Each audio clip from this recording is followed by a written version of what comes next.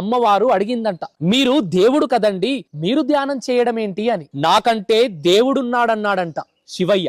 ఎవరా దేవుడు అని పార్వతీదేవి అడిగితే, శ్రీరామ రామ రామేతి రమే రామే మనోరమే సహస్రనామ తత్తుల్యం రామనామ వరాననే. సాక్షాత్తు దేవుడైనటువంటి శివుడే మానవుడైన రాముడిని స్మరిస్తూ, ఓ పార్వతీదేవి, నా మనసు ఎప్పుడు రామ రామ అని ఆనందంగా తలుచుకుంటూ ఉంటుంది అన్నాడంట. అయ్యో, ఆయన మానవుడు కదా అని పార్వతీదేవి అంటే, ఆయన మానవుడైతే నేను దేవుణ్ణి ఎలా అవుతాను అని అన్నాడంట శివయ్య.